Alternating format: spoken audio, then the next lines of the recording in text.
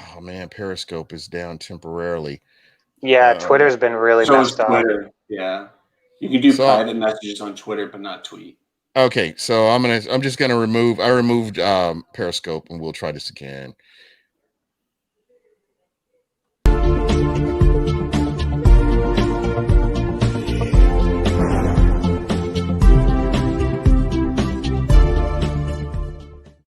Come to Sam Ash for hundreds of exclusive holiday deals on music and sound gear from the most iconic brands. Save big on professional and starter guitars, drums, digital pianos, horns, violins, DJ, and electronic production equipment. Supercharge your home studio with deals on podcasting, streaming, and AV equipment like speakers, microphones, headphones, and acoustic treatment. Plus, with 36 months no-interest financing on thousands of items, you can get the gear of your dreams right now. From our incredible selection and service to our lowest price guarantee, for over 95 years, real musicians know you only go to Sam Ash. All right, welcome back to BucWhatYaHeard. My name is Gene. You can reach me at BucWhatYaHeard. Make sure you follow me. I'll follow you back. I'm joined by my special guest tonight, Nick Sitro of Bucs Report. How you doing, man? Not too bad. How you doing? Doing good, man. It's been a while since I've had you on. I'm going to try to get you on a little bit more regular. My DMs are always open. You ain't. I know this week it's on me. I need to do better. My co-host, KB, Cam Barrett, not to be mistaken for Shaq Barrett.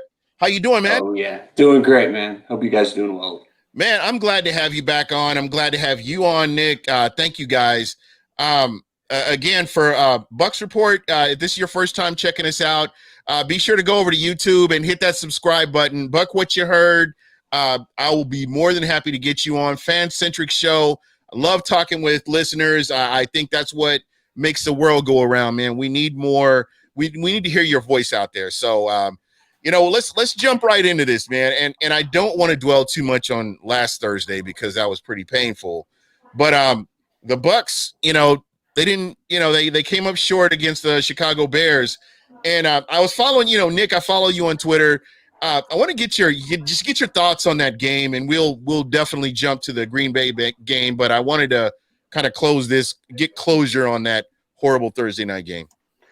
Yeah, I mean, it was a tough game. It was a game they should have won. I think we all know and understand that. I think a lot of people were kind of ranting on the defense, and I didn't think the defense was the reason for that loss. If you look at all the metrics that came out sort of after week 5, the Bucs defense is up at the top in almost every category. They struggled to cover the flats against the running backs, and we've heard other people talk. You can't be dropping Shaq Barrett and JPP into coverage, 25, 30% of the time. They're not coverage players. So, the offense struggled a lot. We were pretty much field goal towards the end. Horrible officiating. I mean, it was probably one of the worst officiated games I've ever seen.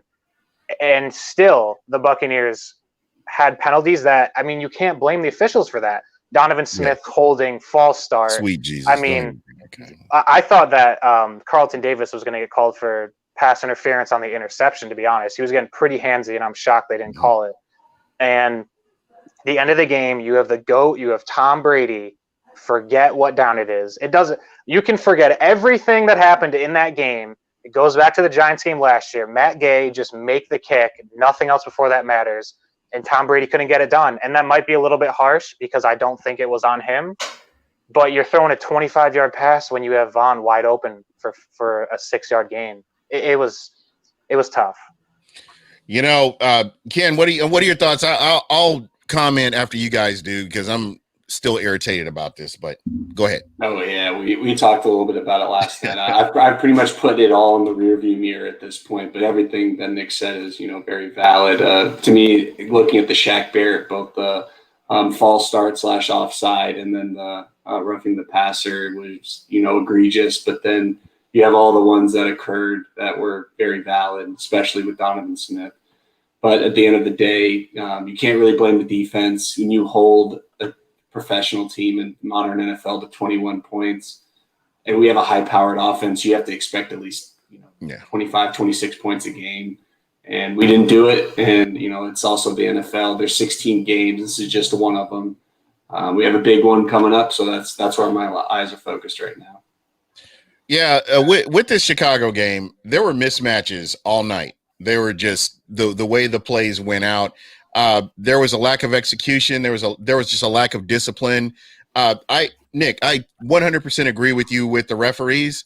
To me, though, when I look at the Tampa Bay Buccaneers, you have to go out and win those games. You have to execute and win those matchups. You have to go out and get that first down, move the chains down the field. They had opportunities throughout the night, and I don't know if it's play calling, and I'm going to get to you guys next on this.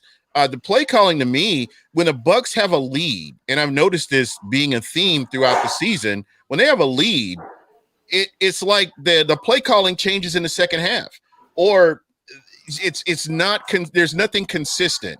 I've seen opportunities. There have been Real Bucs Talk did a really good film study, and they showed a lot of things that we saw. We talked about this. The Bucs have to do better.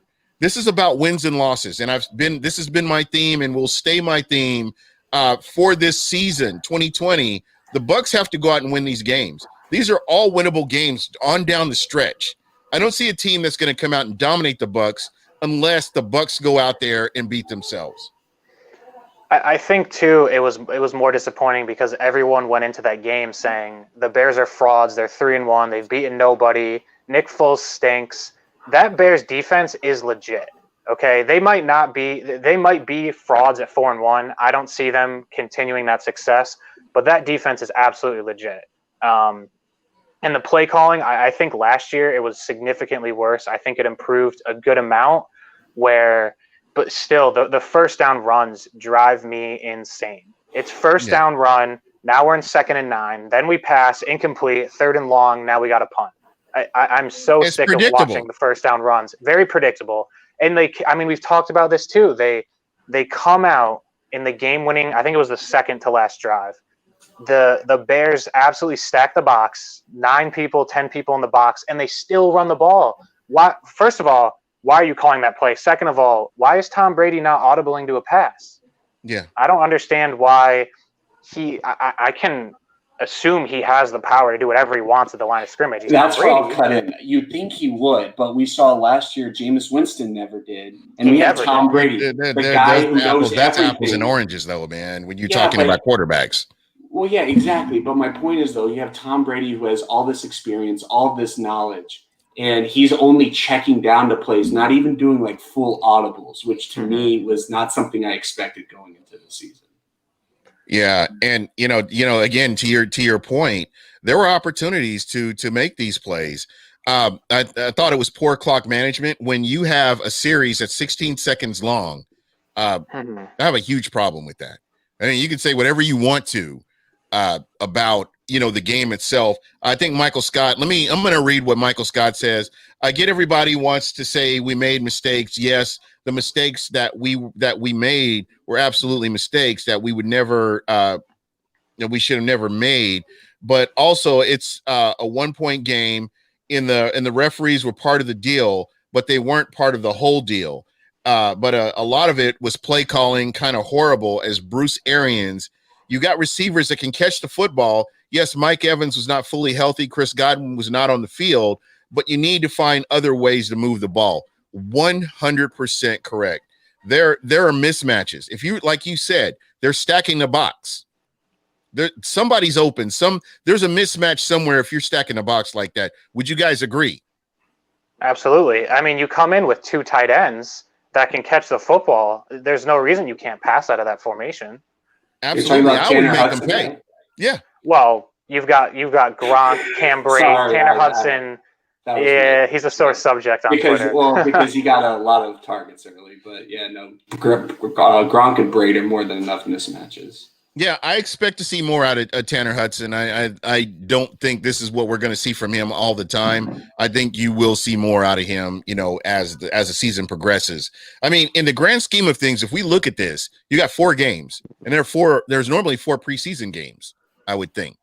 And when you don't have, camp, and I know a lot of people are saying this is an excuse. It's not an excuse. You can tell a difference. There are some teams that have been together longer, and they're able to get up to speed a little bit faster. But for the other teams, like you have a new quarterback, new system, you're getting up to speed with the comfortability of the quarterback and these wide receivers, tight ends, running backs. So to me, this is a learning process right here, and I kind of think that's where we're at. I think the lack of analytics drives me insane with this team. Where I can't remember the exact Twitter account, but the two biggest analytical mistakes, the top two were both by the Bucs in Week 5. Not going for it on 4th down on the 7-yard line, and I don't remember the other one. We're going to get to that too, but go ahead. It just drives me crazy, the lack of analytics for this team. So yeah, go ahead, Ken. No, I completely agree. In fact, I was waiting till we could talk about Keith Larson saying his left witch on the hot seat. I wouldn't go that far. I think he's married. I think he's pretty much married to this team right now with the head coach, with Bruce Arians, Jason Light, everybody that's right here right now. I think you have the squad that you're supposed to get this team to the playoffs, and they need to. So again, it's one of those things that they have to do more. They have to do better. They have to show market improvement. That's the key right there. Jay Callen of Twitch. What's going on, man? Christopher Cole, Pound the Rock, Keith Larson. Michael Scott had another comment here. He said, I can only see shadows and light perception, but I know football like the back of my hand. I've been a Bucs fan since '96. And the thing about it is, with the talent that this Buccaneer team has, there's no way that we should be able to call a certain play. What does it say? And especially for Tom Brady, he should be able to audible out of a play when he sees that he's got a mismatch. But the thing is, do you think Bruce Arians is not calling certain plays due to certain teams that we're playing? Again, I don't know. It blows my mind because that Keyshawn Vaughn hit that he took, there were other players that were open. Mike Evans was wide open on that play based on if your timing is good. You've got about 10 yards that he could have ran free on. Well, and then the Real Bucs Talk people did a great job. To those of you who don't watch game shout out to Real Bucs Talk. They're a great source for you to get into film. But if you watch the entire game, the Bears basically lived in cover 3, and the flats were basically wide open. Gronk was basically running the same route, and our running backs were pretty much open the entire game. And there really wasn't that much like checking down that you'd expect. But a lot of those comeback routes were open the entire game. And there was a lot of misses in there, specifically at the end. Mike Evans ran the same route twice, first time for a first down, second time a really bad incompletion. So the Bucs did not take what was given to them for the most part. And I want to get back to that 4th and 1. Nick, I want to get your thoughts on that. Why don't you go for it? You're playing not to lose. They were up 13-0 when they were on the 19-yard line and went for it. They believed in their defense at that point. If we don't get it, we'll probably stop them for a field goal. The game situation changed drastically on the 4th and 1 from, I think it was the 7-yard line. If you don't get that, you're down 1 with a minute and a half, maybe a little over 2 minutes remaining. They played scared. They played scared. That's what it comes down to. Now, I want to play devil's advocate because Gene and I have talked about this both privately and on BucWhatYaHeard. When it happened at the time, I said that, you take the points because you need the lead with under 3 minutes to go. And I didn't expect us to get the ball back really at that point. I figured the Bears would have it with the chance to win, and that'd be it. But we got the ball back. So you already played against analytics. What I don't understand, though, is why you don't throw it on first down against the 9-man box. If you're going to be aggressive, and if you're not going to be aggressive and take the points, be aggressive then and seal the game. That's what I don't understand, personally. It's playing scared again. It comes exactly. down to we need to run the ball and make them use a timeout because if we pass it, oh no, maybe we'll stop the clock.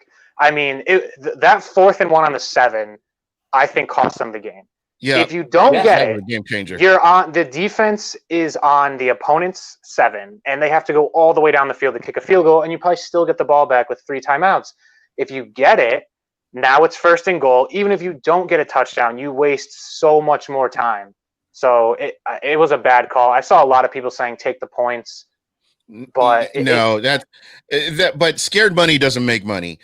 we've seen this from the Tampa Bay Buccaneers. We can go back to Raheem Morris, where they're playing strong, they're playing overwhelming, and then in the second half, it all changes. I remember seeing this with Raheem Morris. I saw it with Greg Schiano. I've just seen this same movie over and over and over again, and here we are seeing it again. You can say, yeah, it's easy to second guess. I would not be upset if the Bucs went for it that deep. You got your opponent deep in their own end zone. This is like a good punt. If they're having to take the ball at the 7, their own 7, that's like punting the ball and making them and stopping them at the 7. It's the same thing. But you can potentially win the turnover battle if your defense can hold them and they're having to kick the ball back. You're still ending up winning the turnover battle in that. Am I correct in that? Oh, for Absolutely. sure. And go ahead. Go ahead, Kevin. I was going to say we kicked a lot of field goals in general that game, which is not something that we were doing even last year. And so because we didn't have a good kicker, but go ahead. Well, I mean, that is true. However, my point is, though, for this particular game, we were kicking 3s instead of making 7s, that's how you win in the NFL. It's a touchdown game. It's not a field goal game. Yeah, and I think, Ryan Suckup has been absolutely immaculate on this team. He's missed one field goal, and I think one extra point was blocked. Another field goal was blocked. Yeah, I don't count the blocks on him. So he's had one legit miss. Right, he had one legit miss. Last year, if we had Matt Gay, other kickers, there's no way they would have been perfect. But I remember that last drive. I have a lot of friends who are Patriots fans. They were texting me on that last drive, just wait for the Brady magic. And, it's coming, it's coming. I said, you have no idea what it's like to be a Bucs fan. And they didn't even get a first down. So guys, this is a game, and it's the Green Bay Packers. Again, this is a winnable game. This isn't the Bucs are going to get blown out. The Bucs are trash. I think this is a winnable game. And this is another measuring stick. You may hear me talk about this from time to time. There are certain teams, the New Orleans Saints, who have continuously gone to the playoffs. The Chicago Bears game, because they did have a winning record. And then you're looking at the Green Bay Packers, because this is a team that you're looking at to potentially go to the playoffs. These are all measuring sticks to see where the Tampa Bay Buccaneers are in the grand scheme of things, minus, with COVID, you're minus a lot of your reps. So it's good to see where this team is. And let's talk about this, the loss of Vita Vea. How does that affect this team defensively? And I'm going to start with you, Nick. It hurts. And I hear a lot of people saying, you can't replace this guy. You can't replace this guy. But who on this team, if they go down, can you actually replace? Are you going to replace Mike Evans if he goes down? Chris Godwin, Levante David, No. Devin White? None of the guys on this defense are replaceable. I think he is the best run-stopping defensive tackle in the NFL and one of probably top 5 pass rushing defensive tackles. So it hurts. But I have a lot of confidence in Nacho. Yeah, I think he is a very, very good player. He was doing really well last year when they subbed him in, especially in camp. He's not going to do a lot of he's not going to bull rush the center 5 yards back. That's not really his game. But the dude's 320 pounds. So they need to play around him. They can't focus. A lot of times they would focus on Vita Vea to get pressure up the middle. They're not going to be able to do that. They need to rely on Shaq Barrett, JPP to get pressure on the outsides, blitz through the A gap with Devin White, Levante David. It's going to hurt, but I don't think it's not going to be this massive, massive drop off that people have been talking about for the past week and a half. So, and Will Golston is a name you have to throw in there. I think he's quietly over the past couple of seasons had really admirable seasons for what he's done. And again, these are guys you're going to have to depend on these guys going down the stretch moving forward. For sure. All right, Michael Scott, if you're still listening, I am going to open up the phone lines. I do want you to call in because I like, a lot of the things that you're talking about. He said, to be honest with you, I think if the Buccaneers had all their weapons against the Chicago Bears, the Bucs are easily a 10-point favorite. If Chris Godwin and Mike Evans and Leonard Fournette are all healthy, especially if we had O.J. Howard as well, we have him out. and we lose Vita Vea, do you think what's going to happen with that situation? What do you think is going to happen with that situation? Do you think the box is going to be stacked, and you find someone at least to come in and give the Bucs some depth? That's a good point. I think the Bucs did good for who they had on the field. And, I'm excited to know that, Mike Evans is back at practice. Chris Godwin back at practice. Leonard Fournette back at practice. I know we haven't seen a lot from Shady yet. Shady back at practice. These are all positive things for the Tampa Bay Buccaneers. Carlton Davis, I don't know where he is yet. We don't know the severity right now, but limited participant today.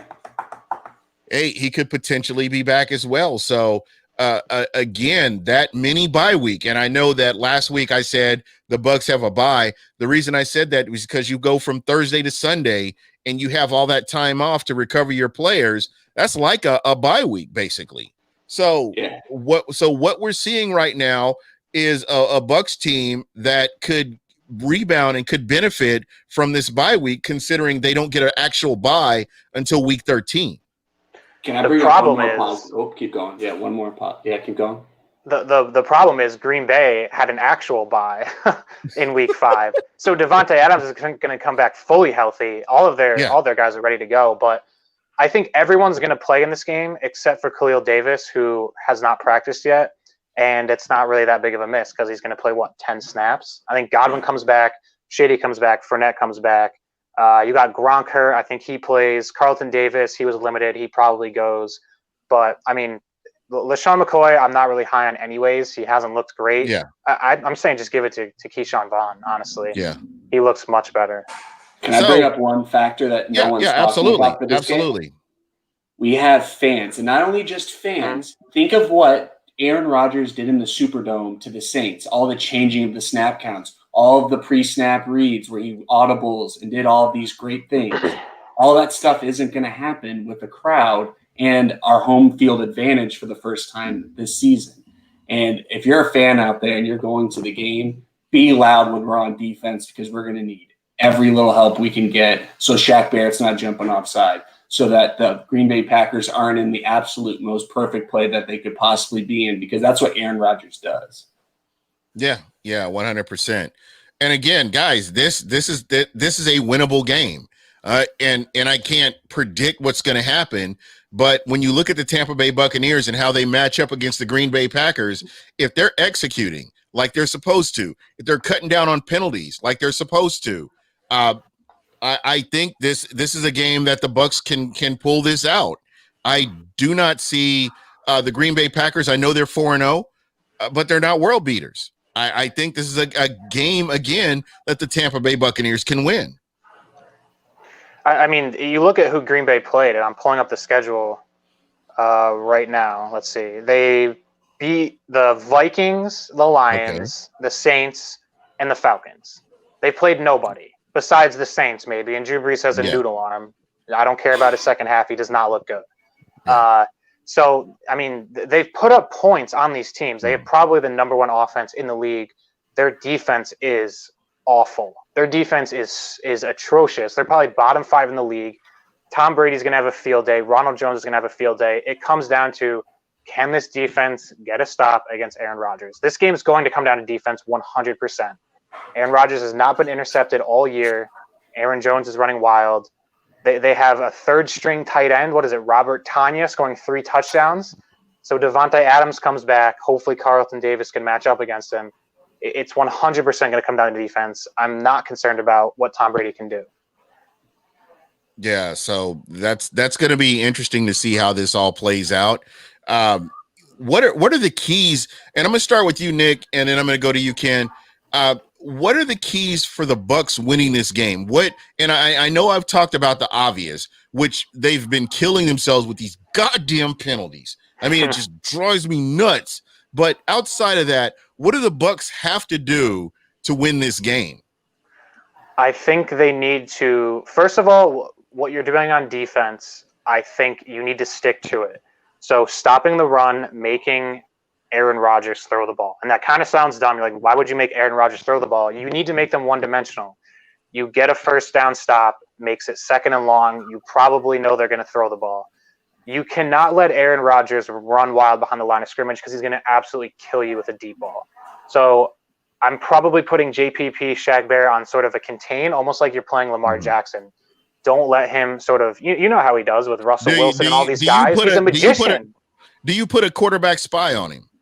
I wouldn't put a spy on him because you're not expecting him to run past the line of scrimmage. He does do it decently, but I think a spy is more useful when you're playing a Lamar Jackson, a running quarterback. Kyler Murray, that kind of thing. Yeah, that kind of guy. I think you can sort of play like a hybrid zone spy where you have Devin White kind of drop back, but really if Aaron Rodgers moves at all, he's just gunning straight for him. Yeah. On offense, just continue doing what you're doing. Pound the ball with Rojo. The defense can't stop anyone for the Packers. Take some deep shots. I think this game is very winnable. People on Twitter are like, oh, we lost 3-3 automatically. I don't know why. I'm going to jump in. I'm glad you brought up Rojo. Why the hell do you stop running Rojo in the second half? Why? I couldn't tell you. Play calling hasn't been great. This isn't like it's a blowout and you have to pass the ball. You don't have to pass the ball. You can run the ball. At least in the third quarter. You want to keep Rodgers on the sideline. I mean, it's a kind of a cliche thing to say, but Ronald Jones back-to-back 100-yard rushing games. I mean, just keep pounding the rock. I think when it stops working, they just completely get away from it. That's the problem. And he's been very durable. I mean, and I'm going to ask you on a scale of 1 to 10, 10 being the best, what are your thoughts on Rojo at this point of the season? I can't say the whole season, but for you, how comfortable are you on a scale of 1 to 10 with Rojo running the ball consistently? With Rojo running the ball consistently, I'd put it at like a 9. If you're asking me Rojo as a running back, it's less because he really can't catch the ball. He had the catch against the Bears, rolled in the end zone, but I just don't think that's the kind of running back he is. Lapses in pass blocking, I think Keyshawn Vaughn is a little bit better already as a rookie. But running the ball, I mean, I'm as confident as anyone. We saw the spin moves he had on Thursday Night Football. Where did that come from? Always been here, bro. It's been he just hasn't gotten the rep. I suppose so. We haven't seen it. He hasn't gotten the rep. I suppose. So, I mean, and again, guys, I can't stress this enough. It doesn't matter who starts. I don't give a damn who starts. It's about who's in there, who's executing, who's doing what they need to do. I don't, I hear people saying, oh, well, Rojo's going to lose his starting position. I don't care. You could bring Rojo in the fourth quarter and he breaks one for 20. I'm good with that. You could have a Leonard Fournette in there, a healthy Leonard Fournette. He comes in the fourth quarter, breaks one for 25. I'm good with that too. I don't care who's starting. It doesn't matter. It's when they're touching the ball, what are they doing with it? Agreed. So another guy that we haven't really got to talk a lot about is Keyshawn Vaughn. Vaughn. I know there was that unfortunate fumble that he had, and I don't want to draw back to that again, but I have confidence in him. I think that he's another guy that they really need to implement, and let's see what you have with him. I can't give up hope on him because of that fumble, because he was kind of hung out to dry. If you look at that play over Brady, over absolutely. He pretty much Jameis Winston him. A quarterback should never be throwing that. You're just asking your receiver to get lit up, and that's exactly what happened. Jameis Winston him on that one. You look back to the Panthers game, and Keyshawn Vaughn made a significant impact, scoring. I think it was the game-winning touchdown, not winning, but the last one to sort of get the lead. And I remember in the draft, I was kind of part of that crew where it was Keyshawn Vaughn in the third round. I was not a huge fan of it. I am confident in him already. 100%. I'm right there with you. Better than LaShawn McCoy. I think he's a better pass-catching back than LaShawn McCoy. I mean, Shady's fallen off so much. Yeah. I just don't. He does okay getting first downs early in the game, but as it goes on, he's just so brittle. He just falls apart. Yeah, absolutely. There's some really good information here in the chat. Michael Scott again. I think the main thing about this football team, they need more discipline. We can all agree on that. The team doesn't have enough discipline. It's not fun, and it's not fun in games. Yes, fun to play the game of football, but it's also serious when you play the game of football. You make that much money. I don't factor in money personally. I don't count anybody else's money. They got to go out and do what they do.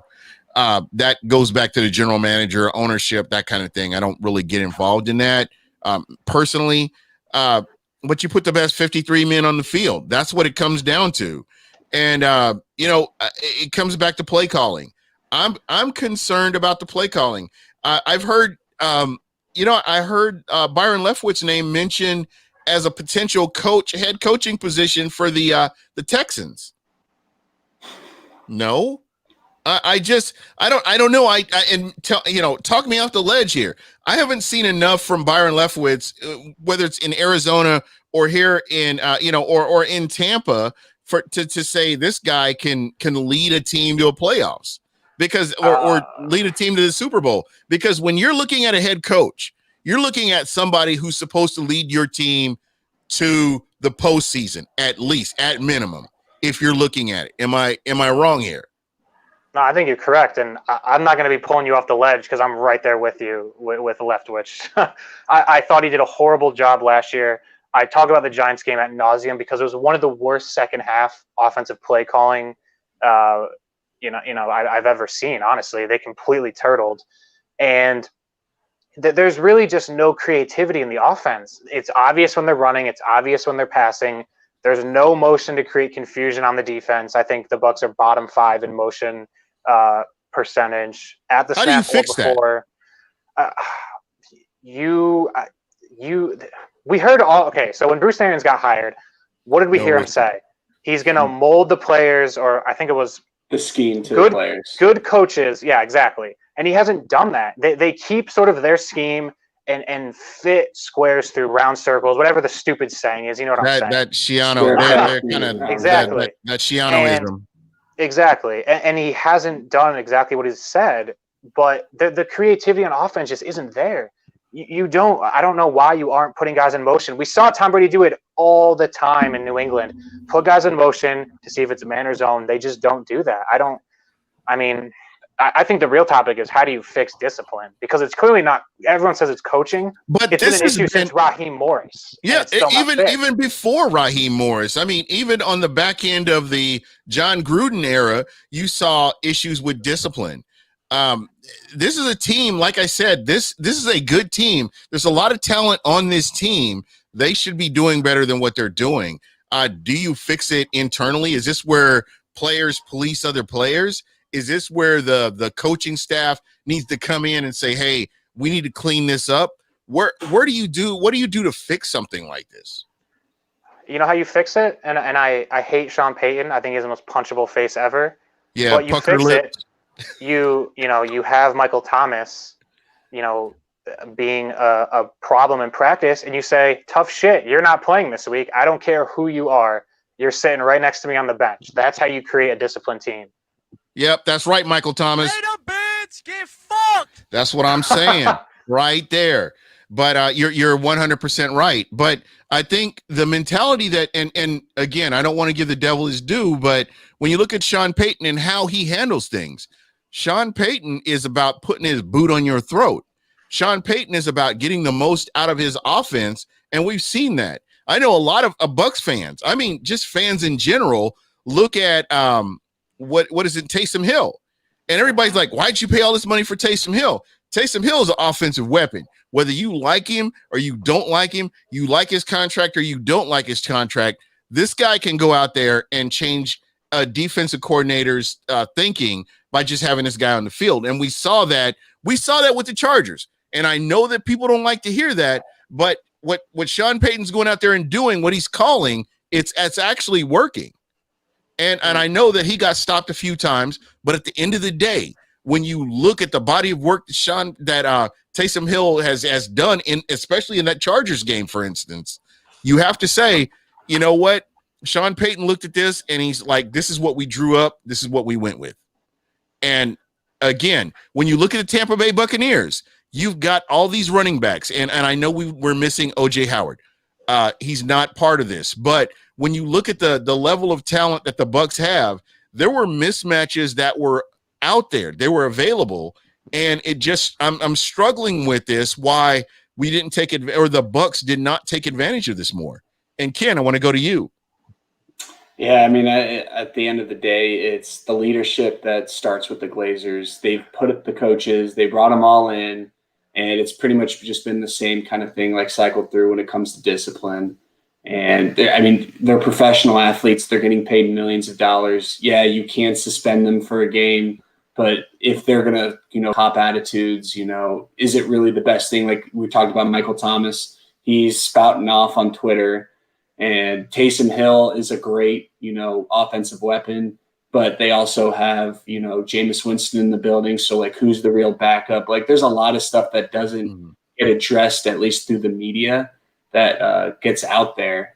So, I mean, at the end of the day, the players just have to, you said, like, be police for each other. Like, they have to, like, really get on each other's backs, support them, but also push each other, because at the end of the day, specifically on like the offensive and defensive line, this is how the team's going to go for the rest of the season. And Nick, yep. And Nick, I want to ask you, how do you fix the discipline issues? I mean, let's put your head coach hat on. How do you fix this?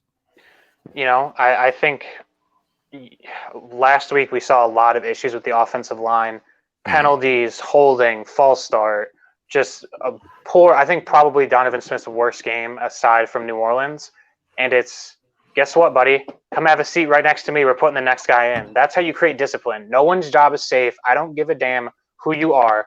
And obviously you're not going to pull Tom Brady out of the game, but you have to create that mentality of, if you're not going to get the job done, then I'm putting the next guy in. That's great if you have depth, though. Who's going to come in for Donovan Smith? That's right. I mean, you've got Josh Wells. Is that really... I mean, we've seen Donovan Smith play. Is Josh Wells that much of a drop off? Yeah, and that's the question. Is he that much of a drop off? I mean, I think he's definitely worse, but it's not like you're taking out Ali Marpet and putting in, I don't know, some third string O'Neal Cousins. I don't know, undrafted free agent. So, I mean, Donovan Smith's not going to be back next year. There's hell no. I've gone on record. I've gone on record saying that there is no way in hell you bring Donovan Smith back. His position is gonna be addressed in the draft. It's either in the, because I looked over the potential free agents, and I just don't see anybody. You have to address this position in the draft. That's the only way to move forward. And I think that gives you a little bit more cap room to address other situations rather than bringing in a veteran. Yeah, I mean, there's a lot of things they can do in the offseason with cap. I mean, Ndamukong Suh, 1 year deal, Gronk 10 years or 10 million 1 year. There's a lot you can do. 10 years of Gronk. 10 years, yeah, that'd be a problem. 10 million for 1 year. Gronk, I mean, now that I'm thinking about it, Gronk has not looked like Gronk. If you watch, he's out of shape. 2 or 3 years. He was gassed. He was absolutely gassed after 20 yards. He looks like he's running in molasses mixed with cement. And I'm trying to call AAA to get somebody to bring him some gas out there, because he sure needed it right then. He's a good pass blocker. He's a good run blocker, but the dude just cannot run. He can't. No, he's Who would you rather have for 10 years, Tom Brady or Gronk? They can't for 10 years. I'd rather have Tom Brady over Gronk. No, 100%. Sweet Jesus, that was painful to watch. I mean, the old Gronk. I mean, there was that one play where he gets this pass, and he could have easily ran for like 20 yards, and it was painful. People are saying, "Oh, wait till he gets his football shape." It's not coming. It's week 5. He's in football shape. Yeah, they don't need him though. They've got Mike Evans, Chris Godwin, Scotty Miller. OJ Howard's gone, which sucks. Cam Brate, Leonard Fournette, LaShawn McCoy, Keyshawn Vaughn, Chris Godwin's going to change this offense. I don't know how you feel about Godwin, Nick, but I think with what Brady does well, and we've seen a kind of pseudo Brady, BA, clash. I think Godwin is that missing piece. He hasn't been here really in the past 4 weeks. And I'm hoping that when he's fully healthy and he comes in, it gives this team the dynamic offense that we need, because one of the worst tackling teams in the NFL is the Packers per PFF. And Godwin's our yak guy. So I want to jump in here real quick. What about Scotty Miller? How does Scotty Miller fit into this dynamic here? I mean, well, first of all, Bruce Arians' offense relies on a Larry Fitzgerald type player in the slot, and when Chris Godwin goes out, they don't have that. Scotty Miller is, first of all, I hate when people compare him to Julian Edelman. But he's small and not. white. Guys, he's a small white guy. You can't even put him in the same conversation. He's a short white guy that has good hands, so he's automatically a Julian Edelman. He can stretch the field. Scotty Miller is the road runner to the Wile E. Coyotes of. Yeah, when they put him in the slot, Scotty Miller doesn't play his best football. He needs to be on the outside, burning defenses, off the top of the safety. So hey, it's 9 routes. It's 9 routes the whole game for this guy. Hey, go! You just go.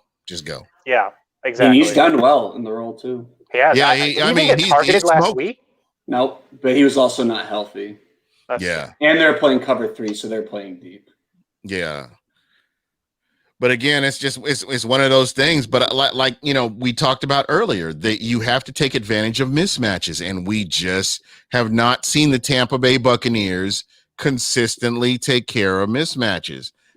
This team should be making defensive coordinators rethink life just with what they have, but it just hasn't been that case. These guys are daring you're daring your offensive coordinator. Hey, you go ahead and do what you're going to do. We're stacking the box, and this is what we're going to do. They need to be made to pay for what they're doing, and it just isn't happening. The defense is saying, we're going to blitz you. I don't think this offensive line can stop us. Prove to us that you can actually do it, and then we might settle back into coverage. And the Bears 100%. Destroyed them in the second half. Absolutely destroyed them. And that was play calling right there. I'm sorry, I'll argue this I'll die on this hill by myself. That was play calling. I'm right there with you. You can't be doing 7-step drops after your quarterback almost got killed in the shins. I mean, and then that goes back to the refs, because you know what? You're pretty much telling the defense, hey, you can go ahead and do whatever you want to do. We don't care. There was a couple plays where they went low on Tom Brady. Nothing got called. I don't want to hear anybody ever say anything about Tom Brady has the refs in his pocket. You can kiss my ass, because he didn't last week at all. It was not even close. Mm-mm. But to get back to the play calling point, I at the beginning of the offseason, I said I think Tom Brady's going to make this his offense, and we're not going to see much of BA's influence. And it has been the exact opposite. This is Bruce Arians' offense with a sprinkle of Tom Brady, and it worked really well against the Chargers. It worked really well against Denver, but against teams where you can't pass block, you cannot be dropping back 7 steps, 5 steps, and expecting. I mean, we saw Tom Brady on the ground looking up at Donovan Smith like, dude, can you block for 2 seconds? I think it was in the red zone on a play action. I mean, this is where you need that drag route. This is where you need to be able to get the ball out within like maybe 1 second, 2 seconds. This is where, timing routes need to come into play. This is where, your tight ends are going to play a huge factor. And I mean, even with Keyshawn Vaughn, I know he had that drop he had that fumble. I would have went back to him personally. So I don't know but I don't know if he was injured, so I can't 100% say that. Donovan Smith, I've given up on him. Maybe I'm horrible for saying this, but he's in that O'Neal Cousins kind of zone right there for me. I don't expect anything major from Donovan Smith. I went back and watched the all 22 on this guy, and I was pissed. I was even madder watching that. When I got through watching that, and there were times where this guy didn't touch a defensive player, and he's standing up while these other players are getting up off the ground, and I'm like, he's helping people up off the ground, and his jersey's clean. I'm done with this dude. He's just lazy. If you watch the all 22, I know it's kind of a red flag or an indictment on a player, but he's honestly lazy. And one of my I'm sure there's going to be someone in the comments saying, "Oh, you said he was going to be a Pro Bowler. That was one of my hot takes. Donovan Smith is going to be a Pro Bowler." That's a hot take, though. I'm going to take that one up and light it on fire and throw it in the trash. But the thing is, you were right. When you look at his potential, when you see him make a play, when you watch Donovan Smith and he makes a rock solid play, you're like, wow, that's what we expected to see from this guy on a consistent basis. Well, But the hot take was because I thought it was going to be a Tom Brady offense. They're going to get the ball out quick, and they haven't done that. So I've given up on him too, to be honest. $14 million, take the money, cut him next year. you almost it have is to. what it is. And guys, I know I this is like my third week on Bucs Report, and you may not have heard this from me, but Donovan Smith was in the right place at the right time when he got that max contract when he got the contract that he got. Mm-hmm. There was nobody else. I know somebody mentioned I forgot, somebody mentioned another name. Trent Brown. Yeah. But at the end of the day, better the devil you know than you don't know. I mean, he had that good relationship with Jameis Winston, and he had made flash plays, and you could look at him and say, okay, this is a guy that could come in and do his job. But after that contract was signed, ink wasn't even dry. This guy is playing like a fucking rookie since day one. I mean, other than, what we saw from him that contract year, he's played like a rookie. And that has just annoyed the hell out of me. I mean, when you go back and, like you said, you watch the all 22, you look how lazy he is. I mean, look at his footwork. I mean, then you look on the other side of the field and you look at Tristan Wirfs. And this is what will make you really mad. If you look at what Tristan Wirfs is doing against a once-in-a-decade football player like Khalil Mack, and you look at what Donovan Smith, who's been in the league as long as he's been, when you compare it, I know that we're talking about different situations, but when you look at the effort, you can tell a difference. And Donovan Smith, he needs to go. It's not even effort, it's just play in general. They need to put Gronk on Donovan Smith's sides to help him chip, and you've got a rookie on an island now because your left tackle can't block for crap. I mean, you've put Wirfs in a bad situation because your left tackle can't block. It's that simple. Garbage. Isn't that what you guys say in Massachusetts? Garbage. Well, I mean, I'm not from Boston, so. But if you were there, yeah, if you were there right now, there. if we were there and we were talking about chowder, and I said, yeah, there you go. But anyway, King, KB, what's up, man? What are you thinking? I know I can see the wheels turning, man. I see him.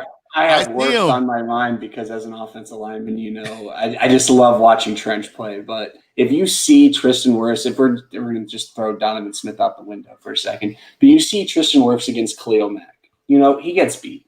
But when he gets beat, Khalil Mack is throwing 3, 4, 5, 6 moves, timing, playing leverages. His spin moves are borderline unstoppable.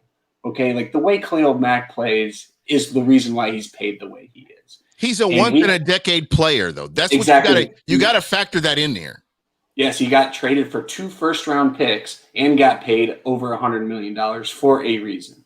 So when you have a rookie in his 5th game playing against some great players, Cam Jordan, Bradley Chubb, Brian Burns, these are all fantastic players. But none of them can't hold a candle to Khalil Mack. So when Khalil Mack offers you speed, power. I mean, everyone's talking about that hip toss that he did. Shout out to Stone Cold Steve Austin. It was, it's that, and we see how big and athletic Tristan Wirfs is, and Khalil Mack threw him around like a rag doll. But at the end of the day, Tristan Wirfs won about 95% of the time. What more can you ask from any tackle, let alone a rookie? Which is why I'm so excited that we got Wirfs the way that we did. And I'm so excited for his future. Yeah. And I hate the word potential, but when you look at what he's done, his body of work so far in his brief career in the NFL, I'm good with him. I am 100% good with him. I think this is what you have to do on the other side of the ball. You have to go out and address this in the draft. You have to bring somebody in. You have to move on. Right now, we're at a point when you look at Donovan Smith, you see him, that's who he is. The Bucs have to move on from this. Hey, just getting back to Tristan Wirfs really quickly. Khalil Mack, like you said, a once-in-a-lifetime player. He's known for sort of this quick step bull rush. If you look on his highlights and look at people break him down, it's sort of like this fake that he's sort of speed rushing, and then he comes in with the bull rush. That's what he's known for, and he destroys people with it. Tristan Wirfs absolutely dominated him on 3 separate occasions with him doing that exact move. And that's what Khalil Mack is known for. Right. So, I mean, I'm confident in this kid moving forward to win an island with any of the best players. Like Ken said, I mean, he won 90% of his matchups. It's, kind of just the crap offensive linemen get. When you lose 2, everyone sees it. Yeah. While being on the line or being on an island too, which is right. nuts. So, and again, Ken, I'm going to go to you because I know that, with your experience on the offensive line, I don't know that I could say that he could have done anything different as a rookie, coming up to speed in the NFL. And again, this is a once in a decade player that you're going up against. Is there anything that you saw that he could have done different? I think he was a little bit, not passive, but playing on his heels a little bit. Mm-hmm. When Khalil Mack threw a spin move, Tristan Wirfs, all of his momentum was backwards. Yeah. Which he's falling backwards when Khalil Mack, you got to know where your quarterback is. When you take your first 3 steps as an offensive tackle, you got to realize that unless your quarterback's taking a 7-step drop, you're in the same level playing field. That's why the number 1 rule you're taught as an offensive lineman is to not get beat inside. So when like Dwight Freeney and Khalil Mack have those spin moves, they're so effective because 9 times out of 10, you're spinning outside to go in, which is right where the quarterback is. And that's where he got that 2nd sack off of Wirfs. But at the end of the day, if that's my only nitpick, I mean, the sky's the limit for this kid. Okay. So guys, we're talking about the Green Bay Packers. How does this Tampa Bay Buccaneers offensive line match up with the Green Bay Packers? I think you've got the 2 Smith brothers there on Green Bay on the line. I think they're really underrated players, but this Packers defense, like I said, 20, 30 minutes ago, is nothing special. I mean, I think if you look at advanced metrics, DVOA for passing defense and rushing defense, they're, I think, 25th in rushing, 26th in passing, something like that. They're not a good defense at all. They've played nobodies, and they've been able to put points up on them. I think this is a big rebound game for the entire team. Tom Brady is just seething after that Thursday night loss. And he's going to kick everyone's ass all practice to get it right. Specifically the offensive line. I think they have a big bounce back game. I'm not worried nearly as much as I was with the Bears at all. Yep. And I 100% agree with you. I expect to see a bounce back game from the offensive line. I mean, when I look at my expectations, that's why I say this is a winnable game. I think if the offensive line can open up holes, I think that, Ronald Jones, Leonard Fournette, and even Shady McCoy, they can move the ball down the field. And this is something that I expect to see from them. I would love to see more play action. We just, as a Bucs fan, we haven't seen enough play action. There have been opportunities. Taking advantage of mismatches, we have not seen enough of that. And these are things that in order to advance, you're going to need to be able to do this in the playoffs. You're going to have to dig into your bag of tricks. And these are things that you're going to have to be able to do consistently. So these are things they need to be cleaning this up as they're moving along. And the Bucs just need to do better. I mean, than what we've seen. Yeah, I mean, the Thursday night game hurts because you're going into the Green Bay's coming to town. Everyone's expecting 3-3. The midseason schedule is pretty tough. I mean, Las Vegas just beat the Chiefs. You've got the Saints. The Giants are in there. They're garbage. Yeah. So, but it's a tough midseason schedule. You've got to stack wins, like Shaq Barrett said. But I think they can win this game. I don't know why everyone, it's an automatic loss, 3-3. Let's move on. Let them play the damn game first. Yeah, 100%. But and again, when you look at matchups, I think this team is going to do well in the matchup situation here. So again, that's something that we can definitely look forward to. Guys, we are getting close to the end of the show, and as usual, Nick, you're the guest, and you know what it's time for. We got to do this, man. We're about to do this, the hot seat. So, if for all of you guys that don't know, basically I have 10 questions, 1 minute, and you get through these questions, you win. That's what it's all about. I've been waiting all night for this. All right, here we go. So guys, how this works, I'm going to ask the first question, then I'll start the timer, and we will go on with this. And I want to thank you, KB, for coming up with some of the questions that we are going to see in here. So here we go. The Tampa Bay Buccaneers to the playoffs, buy or sell? Buy. Who you got, Adam Gase or Dan Quinn? Dan Quinn. Cleveland Browns, pretenders or contenders? Contenders. With the loss of Vita Vea, Raheem Nunez-Roches, buy or sell? Buy. Danny Dimes, buy or sell? Sell. Josh Norman, buy or sell? A huge sell. Tanner Hudson, keep him or get rid of him? Keep him. Okay, who would you take, Pontiac Williams or Doug Martin? Doug Martin. Ronald Jones. Ronald Jones rushing 1,000 yards, over or under? Under. Left tackle or right tackle, who would you put? Where would you put Tristan Wirfs, excuse me. Right tackle. Oh, man, you got it. You got 8 seconds to spare, bro. Ooh, last time I didn't get under a minute, so I was really I was meditating before we got on. I was like, I'm getting under, man. You were in the zone. Can you repeat the Doug Martin question? What was the Doug Martin one? Hey, what did I say? Pontiac Williams, Doug Martin. Cadillac. Okay. Yeah. Oh, Cadillac. You love to call him Pontiac.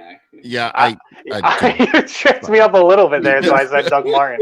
I wore a Cadillac jersey in our last podcast. Yeah, he sure did. But you know what? Shout out to Pontiac Williams. I love that guy, man. I mean, had he not had that knee injury, I think he would have been a monster running back for the Tampa Bay Bucs. Agreed. Yeah. All right. So, Nick, tell everybody how they can get a hold of you. Are you working on anything? I don't know if you're writing for Bucs Report. Shout out to Bucs Report. Shout out to 320 Solar. It's a good investment, 320 Solar. I can't say enough about the solar project. I think everybody should really look into it. But for you, Nick, what are you working on right now? Yeah, I do. I'm doing the keys of the game every week. It comes out Thursday or Friday, kind of detailing upcoming game, what the Bucs can do to win. Pretty simple, usually 3 keys. And then I've got sort of the recap of the game coming Sunday night. Usually once it finishes, I'll recap it. But pretty much everything is on Twitter at Nick Sitro. Want to DM, talk football, always open. I pretty much live on Twitter. It's like my second house. Yeah, me too, man. That's my love, right? It's kind of addictive. Twitter's my love. It is. So, and we have a few seconds. I know that you've had some of these brackets. I love the Nick Sitro brackets. I love the Bucs Report brackets, man. I mean, you did one for best Bucs Twitter person, and that was EMT Ashley. You did one for the media. I believe you did one for Bucs Media. Yep. And how did this take off the way it has? Well, it really was. The NBA shut down. There was no college basketball. It was that very day where we lost college basketball, and I was very depressed about it. Really. And I was like, I'm going to make a Bucs bracket. And I think I saw someone on Twitter doing it with foods or something. So I did the media bracket, and I just threw everyone in a pool, seeded them, and it really just exploded. I mean, people were way more invested than I thought they would be, to be honest. And I think I did one where best Bucs play, where I put up videos, and honestly, it was a way to kill time in quarantine. That's really what the purpose of it was. We were all stuck at home. It sucked. Is this something you're going to stick with, doing this? Oh yeah, the media bracket was so successful. I'm definitely bringing it back in March. We'll see about the other ones. If the off season gets boring, I'll probably bring them back too. There we go. Joshua Cole Allen. Be sure to check out the Audible up next on Bucs Report. Ken, for you, I know you're following Nick. Do you have any questions for him? Not tonight. Just, keep doing what you're doing, Nick. You're a great follow, and don't let the Steelers fans or media mess with you. Appreciate it, Ken. It looks like Le'Veon Bell's about to sign with the Kansas City Chiefs. But I really believe that the Buccaneers are going to beat the Chiefs. The Chiefs, just for the record, guys, the Chiefs have not beat the Bucs since '93. So remember that when you're thinking of your whatever it is you're thinking about. Guys, I'm sorry, we're running up on the 1 hour mark here. I want to thank everybody. Bucs Report, Michael Scott. Michael Scott, please, I will be on tomorrow. Hit me up tomorrow. I will have a lot more time for listeners. Again, Bucs What You Heard. Buc What You Heard is for the listeners. I want to make sure that I get you on here, and we will definitely be talking. Guys, thank you so much. That's pretty much it for us. And we will be jumping off of here now, guys. And remember, Buc What You Heard. Go Bucs. Beat that Green Bay Packers team. Thanks for having me on. All right, guys.